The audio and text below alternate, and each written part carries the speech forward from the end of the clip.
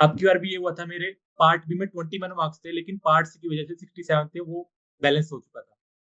Hello hello students, students, मेरा मेरा नाम नाम डॉक्टर डॉक्टर गजन गजन पुरेत पुरेत और और आज आज हमारे हमारे साथ साथ है है अजय अजय मलिक, मलिक, जिन्होंने जिन्होंने CSIR CSIR net net all all India India rank rank 61 61 के के साथ साथ क्रैक क्रैक किया किया है। है। आपके आपके 113 113 मार्क्स मार्क्स थे थे और और जनरल जनरल एप्टीट्यूड में एप्टीट्यूड में 25 25 मार्क्स मार्क्स आए। आए। ये ये आपका आपका फोर्थ फोर्थ अटेम्प्ट अटेम्प्ट था। था। इन्होंने इन्होंने एमएससी एमएससी के के साथ साथ इस इस एग्जाम एग्जाम की की तैयारी तैयारी शुरू शुरू कर कर दी दी थी। थी। आज आज इनसे इनसे जानने की जानने की कोशिश कोशिश करेंगे करेंगे कि कि कैसे कैसे इस इस एग्जाम एग्जाम की की तैयारी तैयारी आपने आपने करी। करी। आप आप अभी अभी दिल्ली दिल्ली यूनिवर्सिटी से यूनिवर्सिटी से पीएचडी भी पीएचडी भी कर कर रहे रहे हैं। हैं। तो तो अजय, अजय, आपका आपका बहुत बहुत बहुत बहुत स्वागत स्वागत है। है। अपने अपने बारे में बारे में थोड़ा थोड़ा बताइए बताइए please. Please. Thank you sir. Sir मेरा नाम अजय है, मैं हरियाणा से हूँ, और मेरी graduation Shivaji college university of Delhi से है 2022 में। उसके बाद एमएससी यूनिवर्सिटी ऑफ दिल्ली से है हंसराज कॉलेज 2024 में। और अभी मेरा एडमिशन पीएचडी में हुआ है department of mathematics university of Delhi. ठीक फर्स्ट अटेम्प्ट में मेरे 85 पॉइंट मार्क्स थे।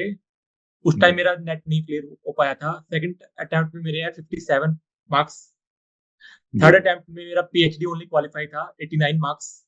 जी। तो उसके बाद पेरेंट्स ने बोला कि आप पीएचडी में एडमिशन ले लो, उसके साथ में तैयारी करते रहना। तो फैब में मेरा एडमिशन हो चुका था पीएचडी में। और अब की बार जो फोर्थ अटेम्प्ट दिया मैंने फैब 2025 में, उसमें मेरा जेआर क्लियर हुआ है, ऑल इंडिया रैंक 61। अ, अजय जी, नॉर्मली स्टूडेंट जब CSIR नेट एग्जाम की तैयारी करता है तो कहीं ना कहीं थोड़ा समय लगता है इस एग्जाम को क्रैक करने में, पर बहुत सारे बच्चे डीमोटिवेट हो जाते हैं। आपके पास लाइक ऐसा क्या सोर्स था जिससे आपको लगा कि नहीं, मुझे और इस एग्जाम को देना चाहिए, और आपने फोर्थ अटेम्प्ट तक इस एग्जाम को दिया? आपके लाइक इसके बारे में थोड़ा बताइए। सर इसमें आपका तो बहुत बड़ा रोल है, एमएससी से ही मेरा थैंक अब 2 साल मैंने यू। आपसे तैयारी की है। इसकी मुझे डेली मल्टीप्लाई लाइव क्लास लेता था 9 बजे रात 1 0 को। 0 लेकिन 2 पेरेंट्स का भी 0 बहुत रोल है। 1 1 0। स्टार्टिंग में जब भी मेरा फर्स्ट अटेम्प्ट, सेकंड अटेम्प्ट या थर्ड अटेम्प्ट में नहीं हुआ, तो पापा का तो एक ही कहना था कि कोई नहीं, अगली बार हो जाएगा। और मम्मी का भी, मैं कभी कॉल करता था, मम्मी अब की बार एग्जाम नहीं हुआ मेरा, तो उनका एक ही था जी कि लगे रहो, अगली बार हो जाएगा, ठीक है। और इसमें मेरे चाचा जी का भी बहुत हाथ है, जिसमें जिनके पास मैं दिल्ली में रहता हूँ। उन्होंने जी। बोल दिया था कि आप पीएचडी में एडमिशन ले लो, तो उसके साथ में आप तैयारी कर लो, क्योंकि उनको पता है अगर मैं घर बैठा रहूंगा तो मैं तैयारी नहीं कर पाऊंगा। तो फैब में मेरा पीएचडी में एडमिशन हुआ ना, तो उसके बाद मेरे पास 1 मंथ था, तो मैंने दिन रात मेहनत कर की थी। जो स्टूडेंट CSIR नेट एग्जाम की तैयारी अभी कर रहे थे और किसी वजह से वो सेलेक्ट नहीं हो पाए, उनके लिए आपका क्या मैसेज है कि उनको क्या करना चाहिए? क्या ऐसा उनमें हो कि वो भी इस एग्जाम की तैयारी फिर से करें? और आपको क्या लगा कि पिछले 3 जो एग्जाम आपने दिए, उनमें ऐसी कौन सी गलतियां आप रेगुलर बेसिस पे कर रहे थे जो कि इस बार आपने नहीं करी? सर मेन तो ये था कि मैं मॉक टेस्ट बिल्कुल भी नहीं लगा रहा था, मैं सिर्फ थ्योरी पे डिपेंड कर रहा था और मोस्टली क्वेश्चन करता था, लेकिन मॉक टेस्ट मैंने नहीं दिया। जब तक आप जी फुल लेंथ मॉक टेस्ट नहीं दोगे, तो आप एग्जाम में नहीं बैठ सकते। जैसे अब यार मेरे साथ क्या हुआ था कि एग्जाम सेंटर में थोड़ा प्रॉब्लम था, मैं 10 मिनट उन्होंने लेट ही कर दिया था, एंट्री लेट हुई है जी जी। सांगवान एकेडमी या रोहिणी के पास, तो वहाँ लेट हो चुका था मैं। और अंदर भी थोड़ा प्रॉब्लम था, माउस की प्रॉब्लम थी या लैप में प्रॉब्लम था वहाँ पे। लेकिन मेरा मॉक टेस्ट से कॉन्फिडेंस इतना ज्यादा था, हाई था, कि मैंने आपके मॉक टेस्ट दिए थे मैथ्स के पे, कि मेरा जी। प्रैक्टिस इतनी ज्यादा थी, 10 मिनट लेट होने के बावजूद मेरा कॉन्फिडेंस हाई था, तो मैं अच्छे से क्रैक कर पाया एग्जाम। एक आपका जो मैं देख रहा हूँ जनरल एप्टीट्यूड में आपके 25 मार्क्स है, तो यस सर। इसको आपने कैसे प्रिपेयर किया? क्योंकि बहुत अच्छे मार्क्स है, मतलब मुझे लगता है 2 से 3 क्वेश्चन आपके गलत हुए हैं। 13 को रखता है, 2 रॉन्ग है इसमें, तो ट्वेंटी हाँ जी। सिक्स और -1 तो 25। क्या गलती हाँ हुई आप और कैसे आपने इसको प्रिपेयर किया? सर, हर बार मैं यही गलती कर रहा था। मैं जनरल एप्टीट्यूड को इजी लेके चल रहा था, तो मेरे 20 प्लस नहीं आ रहे थे, 20 से कम ही मार्क्स थे जनरल एप्टीट्यूड में, फर्स्ट 3 जी अटेम्प्ट में। फोर्थ में मैंने क्या किया, फर्स्ट तो आपका यूट्यूब चैनल पे जनरल एप्टीट्यूड का कंसेप्ट काफी अच्छा है, अगर आप जी उसको रेगुलर बेसिस पे करें। और मैंने आपकी बुक भी बाय की है, जनरल एप्टीट्यूड की बुक है, जी उससे मैंने जी क्वेश्चन प्रैक्टिस किया है। तो तभी जी। मैं अच्छा स्कोर कर पाया। अब की बार मेरे 25 है, 13 क्वेश्चन करेक्ट थे। अ, अजय जी, मैं आपसे एक प्रश्न और पूछना चाहूंगा कि एक सबसे बड़ा प्रॉब्लम होता है टाइम टेबल को लेके कि सर यार, मतलब बच्चों को टाइम ही नहीं मिलता है, इस एग्जाम की तैयारी कर रहे हैं पर टाइम नहीं मिलता है। आपने पीएचडी के साथ कैसे टाइम मैनेज किया, और जो पहले 3 अटेम्प्ट थे उसमें आप कैसे अपना टाइम मैनेज कर रहे थे? थोड़ा सा अपना शेड्यूल बताइए कि कैसे इस एग्जाम की तैयारी आपने करी। कोई भी स्टूडेंट अगर तैयारी कर रहा है उसको कितना टाइम डेली डेडिकेट करना चाहिए? सर अगर आप, मेरा मानना है कि आपको एमएससी फर्स्ट ईयर से स्टार्ट कर देना चाहिए। मेरा डेली रेगुलर मैं क्लासेस लेता था एमएससी की। आपका बेस्ट ये है मैथ्स केयर पे, आप रात को लाइव क्लासेस लेते हैं 9 बजे। जी। और मेरे को लगता है ऑल इंडिया में ऐसा कोई एजुकेशन टीचर है जो रात को क्लासेस लेता है। इससे मैं जी। टाइम मैनेज कर पाता था कि घर पे जाके 1 घंटा रेस्ट करो और उसके बाद 9 से साढ़े 10 तक लाइव क्लास लेता था रात को डेली। जी। तो इससे बहुत मैं हेल्प मिलती है, उससे टाइम मैनेज हो जाता है। और जी। जब स्टार्टिंग में ऐसे करो, स्टार्टिंग में 2 से 3 घंटे काफ़ी हैं। जब एग्ज़ाम पास में आए आप 4 टू 5 आवर्स दे सकते हैं। जी। और अभी मतलब क्या है पीएच क्लासेस लेने के अलावा 2 से 3 घंटे आपको एक्स्ट्रा पढ़ना चाहिए। हाँ, मॉर्निंग में निकाल सकते हो टाइम। अगर स्कूल एमएससी में भी आप इतना बिज़ी नहीं होंगे, आप एमएससी में भी स्कूल टाइम में आप निकाल सकते हो, कॉलेज टाइम में। अच्छा, एक और प्रश्न और मैं ये पूछना चाहता हूँ कि जब आप तैयारी कर रहे थे, तब आपकी लाइक पार्ट बी और पार्ट सी और जनरल एप्टीट्यूड इन तीनों को लेके क्या स्ट्रेटजी रही? इसके बारे में थोड़ा बताइए। सर पार्ट सी मेरा स्टार्टिंग से ही बेस्ट है। वो जी। 4 के चारों अटेम्प्ट में मैंने पार्ट सी में 50 प्लस स्कोर किया है। Very good. अब की बार में मेरे पार्ट सी में 67 थे, 14 मार्क्स 14 क्वेश्चन करेक्ट थे। मेरा हर बार वीक जा रहा था बी पार्ट और ए पार्ट। ए पार्ट में 20 जी। प्लस स्कोर नहीं कर पा रहा था। तो जी। इसलिए मैंने अब की बार जनरल एप्टीट्यूड पे फोकस किया है और बी पार्ट पे ज़्यादा फोकस किया है। सर मेरा स्टार्टिंग से ये रहा है कि मैं पार्ट से हर क्वेश्चन को मैं एमएसक्यू मान के चलता हूँ, चाहे बी पार्ट का भी हो, उसको भी मैं हर क्वेश्चन ऑप्शन को करेक्ट करने की सोचता हूँ कि ये कैसे नेग्लेक्ट जी। करना है। जैसे जनरल अच्छा। प्रैक्टिस भी करता हूँ मैं, मॉक टेस्ट लगा रहा हूँ, तो मैं हर हुँ। क्वेश्चन को पार्ट सी का ही मान के चलता हूँ। उससे जी। मेरा पार्ट सी में बहुत फायदा होता है क्योंकि हर क्वेश्चन वो करेक्ट ही होता है मोस्टली। मेरे चारों अटेम्प्ट में पार्ट सी में 10 प्लस क्वेश्चन ठीक रहे हैं हर बार। अब की बार भी ये हुआ था, मेरे पार्ट बी में 21 मार्क्स थे लेकिन पार्ट सी की वजह से 67 थे, वो बैलेंस हो चुका था। हाँ, मतलब पहले स्टूडेंट आप मुझे मिले हो जो मतलब उल्टा बता रहे हो, बाकी नॉर्मली बच्चे पार्ट बी में ज़्यादा अच्छा करते हैं, पार्ट सी में कम करते हैं।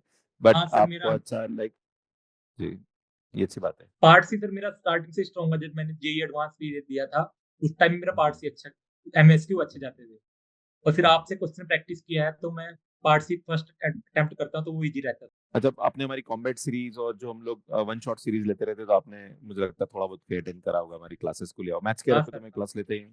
डीपीपी भी आपके अटेम्प्ट करता था मैं, मॉक टेस्ट देता था जी। और आप लाइव क्लासेस लेते हो वो भी।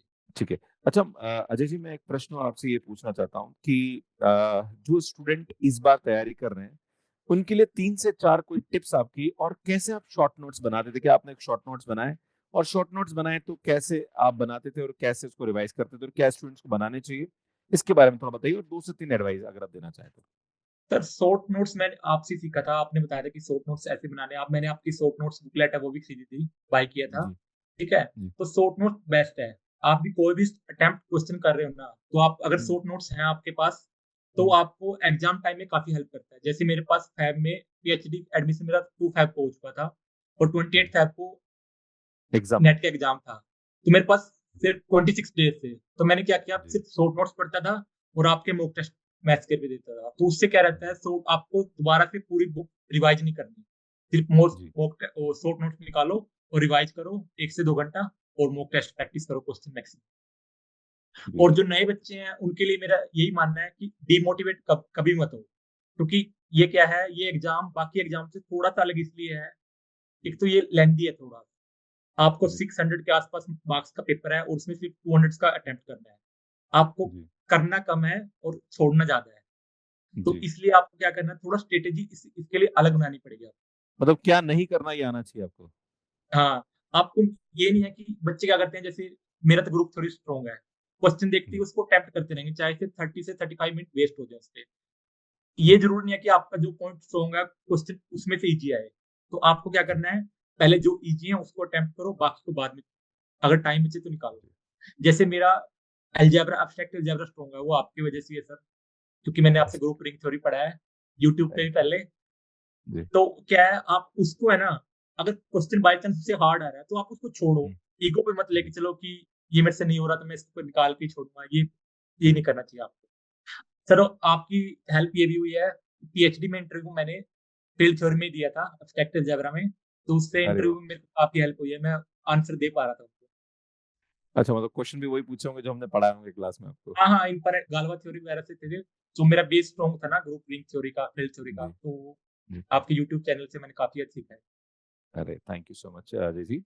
अजय, एक प्रश्न और मैं आपसे पूछना चाहता हूँ कि जब भी स्टूडेंट एग्ज़ाम देता है ना, भटकता बहुत है। हाँ इससे सर। पढ़ लूँ, इससे पढ़ लूँ, इससे पढ़ लूँ, उससे पढ़ लूँ, उसकी टेस्ट सीरीज़ लगा दूँ, ये सर ये से पढ़ाते हैं, जीपी सर शॉर्ट ट्रिक ज्यादा पढ़ाते हैं, वो सर थ्योरी ज्यादा पढ़ाते हैं, मुझे उनसे पढ़ लेना चाहिए।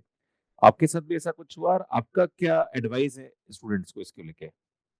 सर मेरा मानना है आप एक ही एजुकेटर को फॉलो करो। जी। अगर आप आपको स्टार्टिंग में लगेगा कि इस एजुकेटर से दूसरा एजुकेटर बेस्ट है, क्योंकि आप एक सर्कल में रहते हो, फ्रेंड सर्कल में, वो बताते हैं कि ये जी। एजुकेटर बेस्ट है, इसकी ये बेस्ट है। लेकिन जिसको आपको लगे ना कि ये मेरे को बेस्ट है, ये इससे मैं टाइम मैनेज कर पा रहा हूँ, आपको उसको ही फॉलो करना चाहिए। जैसे मेरे को ये था कि मेरे को आप पहले मैं ग्रेजुएशन में आपकी यूट्यूब वीडियोस देखता था, तो मेरा आपसे कोऑर्डिनेशन बैठ चुका था कि जीपी सर ऐसे करवाते हैं, मैं ऐसे मैनेज कर पाऊंगा। तो इसलिए मैथ्स फेयर पे आया, क्योंकि मेरा आपसे कोऑर्डिनेशन बैठ चुका था कि सर की मैं साथ में चल पाता हूँ। आप क्वेश्चन प्रैक्टिस काफी कराते हैं मैथ्स फेयर पे, मोस्टली थ्योरेटिकल कांसेप्ट कम रहता है और क्वेश्चन प्रैक्टिस ज्यादा रहती है, तो उसका फायदा काफी होता है। जी। अच्छा, अजय जी, आप जिस तरह से बोल रहे हैं कि यूट्यूब पे बहुत सारे बच्चे फॉलो करते हैं, वैसे मैं आजकल बहुत सारी आईआईटीज और एनआईटीज में एज ए स्पीकर जाता रहता हूँ, बच्चों के यस सर। फीडबैक्स मिलते रहते हैं। तो क्या आपके डीयू में भी बच्चे फॉलो करते हैं हमारे यूट्यूब के वीडियोस? हाँ सर, टीचर्स भी फॉलो करते हैं मोस्टली। अरे यूट्यूब बाप का आपको क्योंकि सर क्या होता है, मोस्टली सब चाहते हैं कि हम पेड कंटेंट दें, फ्री ऑफ कॉस्ट कोई नहीं देना चाहता। लेकिन आपका यूट्यूब चैनल ऐसा है, आप उसपे free of cost any time anywhere कुछ भी पढ़ सकते हैं आप उससे। जी। मोस्टली सब टॉपिक कवर है वहाँ पे। चलो यार अजय जी, बहुत अच्छा लगा आपसे बात करके, और मुझे लगता है कि आपकी जो ये जर्नी है, इससे स्टूडेंट जरूर इंस्पायर होंगे, और मैं भगवान से प्रार्थना करूंगा कि जीवन में आप और बड़ी उपलब्धि हासिल करें और अपने माता पिता का नाम रोशन करें इसी प्रकार। और लास्ट में कोई आपका क्लोजिंग मैसेज जो स्टूडेंट्स को आप देना चाहते हैं, जो बच्चे सीएसआईआर नेट या आईआईटी जेईई एग्जाम की तैयारी करना चाहते हैं, उनके लिए कोई आपका मैसेज? सर मेरा मेन मैसेज उनके लिए यही है कि आपको डिमोटिवेट कभी नहीं होना, क्योंकि कोई हो ना हो, आपके जो गुरु हैं और आपके जो पेरेंट्स हैं, वो हमेशा आपके साथ रहेंगे। ठीक है, आप आपके अपने गुरु को कभी भी कॉल लगा लो, वो हमेशा आपसे बात करेंगे, आपको गाइड करेंगे। तो इसलिए कभी भी डिमोटिवेट हो, और दोस्त अगर आपको गलत राह भी दे रहा है तो उसकी मत सुनो, आप पेरेंट्स या टीचर्स के कॉल करो, उनसे बात करो, उनकी गाइडेंस जरूरी है। चलो अजय, बहुत अच्छा लगा, thank you so much and God bless you. Welcome. मिलते हैं बहुत जल्दी, थैंक यू है सर। ना? फिर अगर आप कुछ नई उपलब्धि हासिल करेंगे तो फिर हम आपको लेके आएंगे, और हाँ हम सर। बच्चों के साथ आपका इंटरव्यू शेयर करेंगे।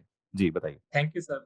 और कोर्स की प्राइस मैं बता ही चुका हूँ, बहुत नॉमिनल प्राइस पे हम लोग कोर्सेज दे रहे हैं, जहाँ पर live recorded PDF DPP test series सब कुछ मैं प्रोवाइड कर रहा हूँ। यहाँ पे जो स्टूडेंट आईआईटी की तैयारी कर रहा है उसको 2 बार कोर्स कराने वाला हूँ। एक बार क्रैश कोर्स होने वाला है, सीएसआई नेट का क्रैश कोर्स भी बहुत जल्दी स्टार्ट करने वाले हैं, बस एक बार एग्जाम डेट मुझे पता पड़ जाए, उसके बाद मैं क्रैश कोर्स भी चालू कर दूंगा, don't worry about that. And thank you so much for watching me, and these are the combat series. अगर आप क्वेश्चन प्रैक्टिस करना चाहते हैं तो भैया शुरू कर दो, हमारे लिए काफी अच्छा है। सुन रिकॉर्डेड कोर्स भी अवेलेबल, आप चाहते हैं तो रिकॉर्डेड कोर्स भी ले सकते हैं। इसमें जनरल एप्टीट्यूड का कोर्स भी हमारा अवेलेबल है, बाकी हमारे बुक्स है जो कि आप ले सकते हैं। ये हमारा टेलीग्राम में ज्वाइन कर लीजिए, क्लासेस की अपडेट्स मिलती रहती है, और ये हमारा ऐप है जो कि एंड्रॉइड एंड पे अवेलेबल। आप सभी का बहुत बहुत धन्यवाद, थैंक यू।